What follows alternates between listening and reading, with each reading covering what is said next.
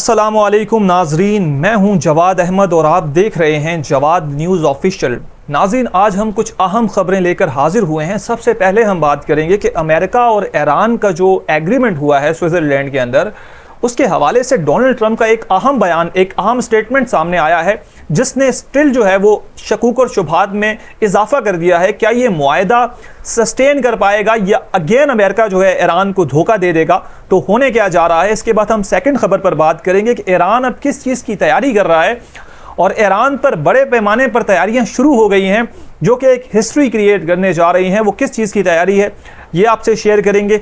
नाज़रीन, तालिबान जो हैं वो पाकिस्तान से लड़ने निकले थे और अब खुद में ही दरारें पड़ना शुरू हो गई हैं। तालिबान ने किस को मारने का और किस पर किसके खिलाफ जो है वो बगावत का हुक्म दे दिया है, यानी किस पर अटैक करने का हुक्म दे दिया है तालिबान के जो अमीर हैं, इस पर भी हम बात करेंगे। दुनिया के अमीर तरीन शख्स एक हफ्ते के अंदर किस तरह जो है वो उनका कितना बड़ा नुकसान हुआ है, 350 अरब डॉलर एक हफ्ते में घुमा देना, यानी जितना पाकिस्तान का टोटल कर्जा नहीं है, ये शख्स दुनिया का अमीर तरीन आदमी एलन मस्क एक हफ्ते में इतना पैसा गंवा चुका है। इस पर बात करेंगे। और आलमी मंडी में जो खाम तेल है उसमें मजीद कमी रिकॉर्ड की गई है। क्या आने वाले दिन में पाकिस्तान में पेट्रोल और डीजल और सस्ता होने जा रहा है, इस पर भी डिस्कशन करेंगे। एंड लास्ट में हम ये बात करेंगे, ईरान पर जैसे ही अमेरिका ने ईरान पर लाइसेंस ईरान को जारी किया है, तो कौन से वो 3 ममालिक हैं जिन्होंने ईरान से तेल की जो खरीदारी है वो शुरू कर दी है और तेज़ी से तेल खरीदना शुरू कर दिया है। क्या इन 3 ममालिक में पाकिस्तान भी शामिल है? आपसे शेयर करेंगे इसकी तफसील। तो आगे बढ़ने से कबल आप हमारे चैनल को सब्सक्राइब जरूर कीजिए और हमारी वीडियो को लाइक करना मत भूलिए। सबसे पहले हम बात करते हैं, जैसा कि आपको पता है कि डोनाल्ड ट्रंप एक अनप्रिडिक्टेबल इंसान है और वो किसी भी वक्त कुछ भी कह देते हैं। अगर वो एक दिन ईरान की तारीफ कर रहे हैं तो नेक्स्ट डे वो ऐसा स्टेटमेंट देते हैं जो कि टोटली डिफरेंट होता है उनके पुराने स्टेटमेंट से। तो इस तरह के स्टेटमेंट आप डोनाल्ड ट्रंप से एक्सपेक्ट कर सकते हैं। अमरीकी सदर डोनाल्ड ट्रंप का कहना है कि ईरान को ताहाल कोई रकम नहीं दी गई और ना ही इनके फंड्स रिलीज किए जाएंगे। तो सोशल मीडिया ट्वीट पर जारी बयान से डोनाल्ड ट्रंप का कहना था कि ईरान की जानिब से आबनाए हुर्मज़ में जहाज़ों से कोई टैक्स नहीं लिया जा रहा।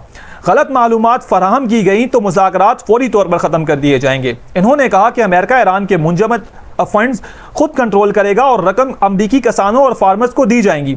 अमरीकी किसानों से फंड्स के बदले मकई, गंदम और सोयाबीन खरीद कर ईरान भेजी जाएंगी। ट्रंप का कहना था कि ईरान में खुराक की किल्लत है, तमाम अशिया सिर्फ अमरीका से खरीदी जाएंगी ईरान की तरफ से। तो सेकंड खबर की तरफ बढ़ते हैं।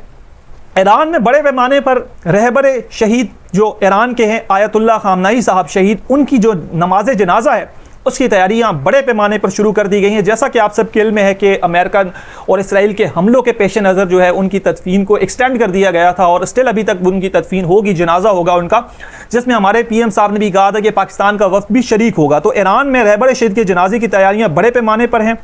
तफसीलात के मुताबिक ईरान के दारुल हुकूमत तेहरान की सड़कों पर रहबर शरीयत के नमाज जनाजा के आलमी इज्तिमा के लिए बड़े पैमाने पर तैयारियां शुरू कर दी गई हैं।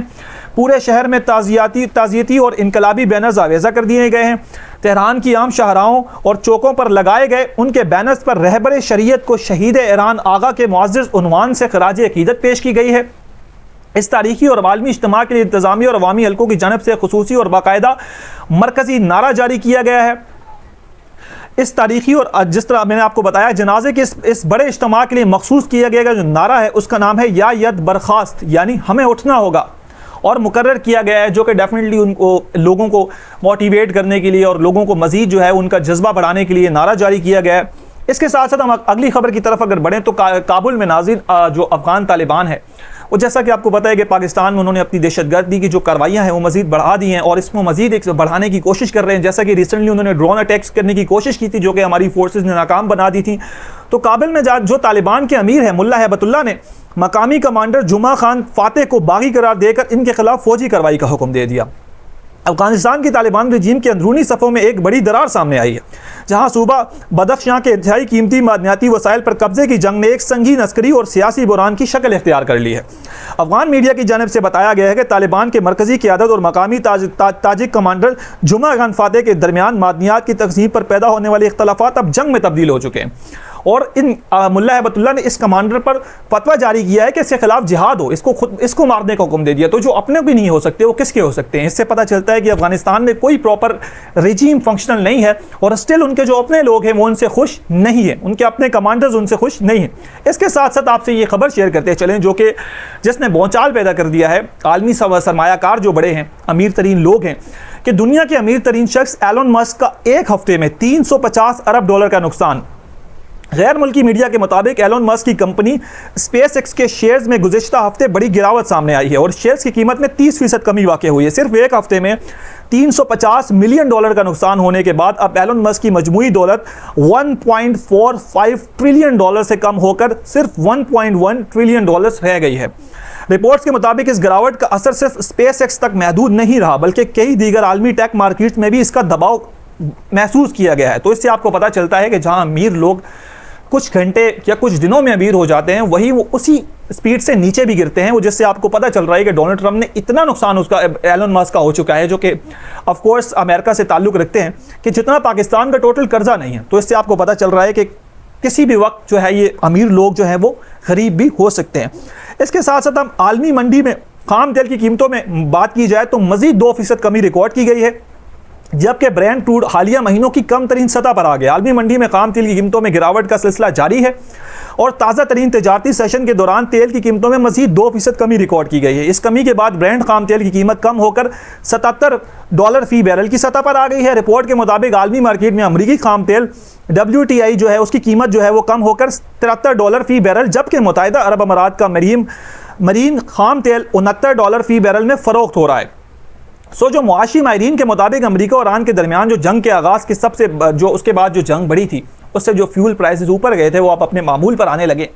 और मुबस्सिरीन का ये भी कहना है कि पाकिस्तान में आने वाले दिनों में हुकूमत जो है वो आवाम को और भी रिलीफ दे सकती है और हुकूमत को मजीद इसमें ऑयल प्राइसेस में कमी भी लानी चाहिए, बिकॉज क्योंकि आलमी मार्केट में भी जो तेल है वो सस्ता हो रहा है और ऑयल प्राइसेस नीचे आ रही हैं, तो इसका फ़ायदा बराह रास्त आवाम को पहुंचना चाहिए, जो रिसेंटली गवर्नमेंट ने पहुंचाया भी है। और स्टिल होप करते हैं कि आवाम को इसके जो समरात हैं, इसके जो फ़वायद हैं वो आगे पहुंचेंगे और जिससे स्टिल जो है बाकी तमाम चीज़ों पर भी इसका फ़र्क पड़ेगा। तो लास्ट हमारी जो आज की खबर है वो है कि ईरान मीडिया ने दावा किया है कि चीन, शुमाली कोरिया और जापान ने ईरान तेल की तेज़ी से खरीदारी शुरू कर दी। ये वो फर्स्ट 3 मुल्क हैं जिन्होंने ईरान में जैसे ही सैंक्शन हटी, अमेरिका ने लाइसेंस जारी किया है तो धड़ाधड़ इन लोगों ने अपने जो ऑर्डर्स हैं वो जारी कर दिए।